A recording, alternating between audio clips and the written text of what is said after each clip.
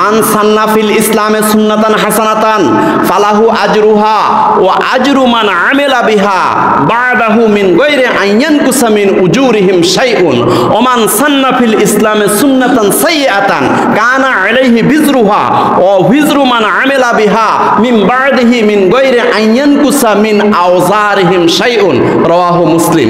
মুসলিম শরীফের 2241 নম্বর হাদিস। রাসূলুল্লাহ সাল্লাল্লাহু আলাইহি ওয়াসাল্লাম তখন এই হাদিসটা বর্ণনা করলেন। কি বললেন? এই দুইটা খাদ্যের স্তূপ দেখে, খাদ্য এবং পোশাকের স্তূপ দেখে রাসূলুল্লাহ সাল্লাল্লাহু আলাইহি সাল্লাম আনন্দ চিত্তে হাদিসটা বর্ণনা করলেন।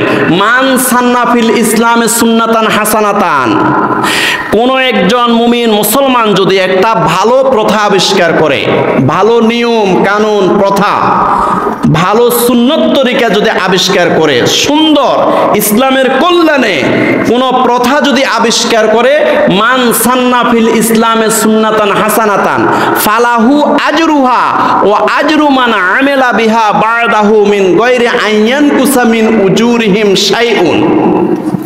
যেই ব্যক্তি ইসলামের সৌন্দর্য বৃদ্ধির জন্য, ইসলামের কল্যাণে, জনকল্যাণে এবং ইসলামের সৌন্দর্যকে প্রসার করার জন্য, দ্বীন প্রচারের উদ্দেশ্যে, দ্বীনের কল্যাণে, কোরআনের কল্যাণে, হাদিসের কল্যাণে, ইসলামের কল্যাণে কোনো ভালো প্রথা আবিষ্কার করবে, ওই প্রথাটা কিয়ামত পর্যন্ত যারা আমল করবে, অনুসরণ করবে, এই কিয়ামত পর্যন্ত অনুসারীরা যতগুলো আমল করে সওয়াব অর্জন করবে, সমপরিমাণ সওয়াব ওই ব্যক্তির আমল নামায় দেওয়া হবে যে ব্যক্তি প্রথম এই তরিকাটা, এই নিয়মটা, এই প্রথাটা যে ব্যক্তি আবিষ্কার করেছে। সুবহানাল্লাহ। বাদাহু মিন গায়রি আইয়ানকুসা মিন উজুরিহিম শাইউন। তবে কিয়ামত পর্যন্ত যারা এই সুন্দর প্রথাটা আমল করবে, ফলো করবে, অনুসরণ করবে, এদের সওয়াবের কমতি হবে না, এরাও সমপরিমাণ সওয়াব পাবে। আর ওই ব্যক্তিকেও সমপরিমাণ বোনাস হিসাবে দেওয়া হবে যেই ব্যক্তি এই সুন্দর প্রথাটা আবিষ্কার করেছে। সুবহানাল্লাহ। ওমান সান্না ফিল ইসলামে সুন্নাতান সাইয়্যাতান কানা আলাইহি বিজরুহা ওয়া বিজরু মান আমিলা বিহা মিন বাদিহি মিন গায়রি আইয়ানকুসা মিন আওজারিহিম শাইউন।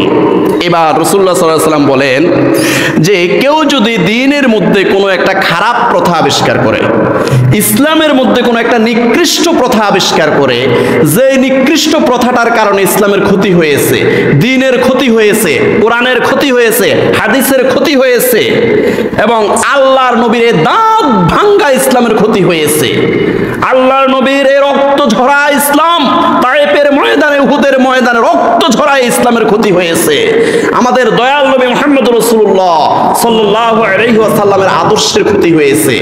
যেই ব্যক্তি কোনো নিকৃষ্ট প্রথা আবিষ্কার করবে, এই নিকৃষ্ট প্রথা, নিকৃষ্ট বেদাতে সাইয়্যাহ আবিষ্কার করার কারণে ইসলামের অনেক ক্ষতি হয়েছে, ইসলামের অনেক বিনাশ হয়ে গেছে, ইসলামের মান ক্ষুণ্ণ হয়েছে। ওই ব্যক্তি এই প্রথাটা আবিষ্কার করার কারণে কিয়ামত পর্যন্ত যারা অনুসরণ করবে এই প্রথাটাকে, এই বেদাতে সাইয়্যাহটাকে যারা কিয়ামত পর্যন্ত অনুসরণ করবে, আমল করবে, এই কিয়ামত পর্যন্ত যতগুলো গুনাহ হবে, যতগুলো পাপ হবে, সমপরিমাণ পাপ ওই ব্যক্তির আমল নামায় দেওয়া হবে যে ব্যক্তি প্রথম এই বেদাতে সাইয়্যাহটাকে, এই নিকৃষ্ট প্রথাটাকে যে ব্যক্তি প্রথম আবিষ্কার করছে। নাউজুবিল্লাহ বলেন। মিন বাদিহি মিন গায়রি আইয়ানকুসা মিন আওজারিহিম শাইউন। তবে কিয়ামত পর্যন্ত এই নিকৃষ্ট প্রথা যারা অনুসরণ করবে, কিয়ামত পর্যন্ত এই বেদাতে সাইয়্যাহটাকে যারা অনুসরণ করবে, তাদের গুনাহ কমবে না। মিন গায়রি আইয়ানকুসা মিন আওজারিহিম শাইউন, তাদের গুনাহ কমবে না, তারাও সমপরিমাণ গুনাহ পাবে। তবে এদের সমপরিমাণ গুনাহ ওই ব্যক্তিকে দেওয়া হবে যে ব্যক্তি প্রথম এই বেদাতে সাইয়্যাহটাকে সমাজের মধ্যে প্রচলন করেছে। মুসলিম শরীফ 2241 নম্বর হাদিস, সহিহ হাদিস। প্যারা হাজরিন, তো এখন এই ব্যাপারে কিছু ব্যাখ্যা।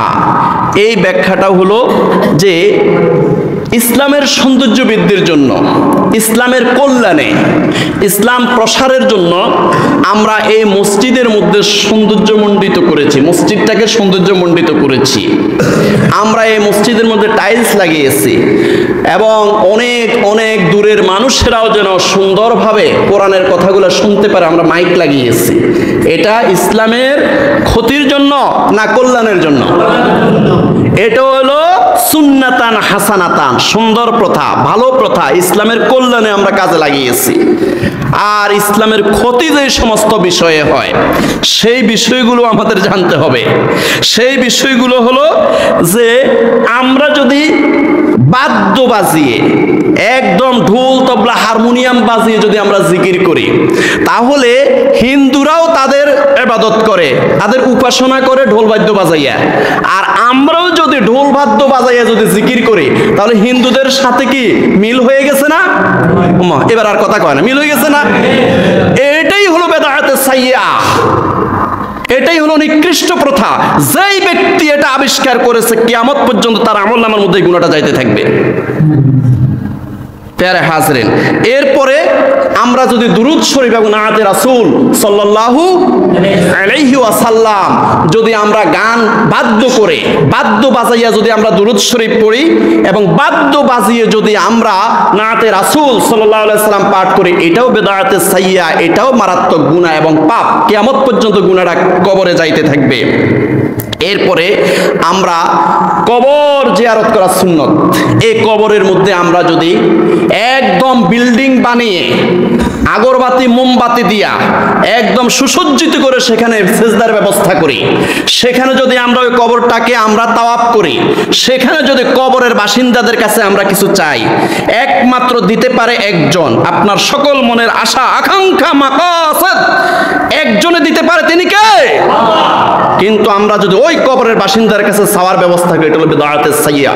কিয়ামত পর্যন্ত এই গুনাহটা আপনার কবরে যাইতে থাকবে, যেই ব্যক্তিটা আবিষ্কার করেছে। এরপরে আমরা যদি বেপরদিগি বেহায়ামি করে, নাচানাচি করে, পুরুষ মহিলা একসাথে নাচানাচি করে যদি আমরা জিকিরের ব্যবস্থা করি, নাউজুবিল্লাহ বললেন না?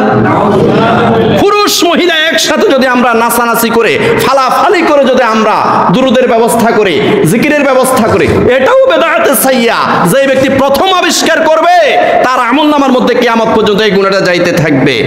এরপরে আরেকটা হলো আমাদের সমাজের মধ্যে, আপনাদের সমাজে আছে কিনা জানি না, বিয়ের আগের দিন এমন এক হলুদ অনুষ্ঠান হয়, উঠানের মধ্যে পুরুষ মহিলা একসাথে, একদম জোয়ান জোয়ান পুরুষেরা, যুবতী যুবতী মেয়েরা একসাথে উঠানের মধ্যে নাচানাচি ফালাফালি করে অসংখ্য অগণিত গুনাহ তারা এখানে সৃষ্টি করে। এটা আছে না নাই?